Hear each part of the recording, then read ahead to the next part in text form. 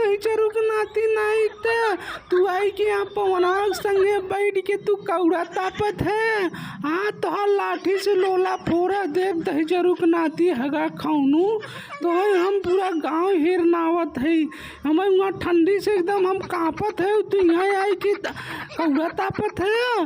हाँ तो हम तो बताई थे वहाँ तो देखत रहे तू का करी थे।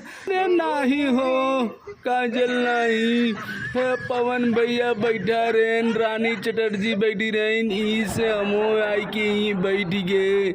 हम नहीं पवन भैया रोक लेन, हमें उन्हें से बतियाए लगे।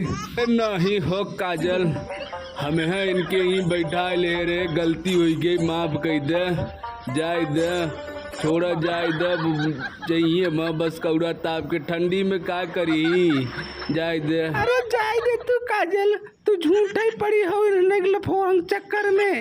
हाँ इन्हन तो यहाँ कहती सो कहती मुँह मारत रहत थे, इन्हन चक्कर में झूठ ही पड़ी हो कथा भी दिन चक्कर में पड़ी हो। अरे भैया लोग चैनल के सब्सक्राइब कर दे, ऐसे वीडियो देखे कर दी चैनल के सब्सक्राइब।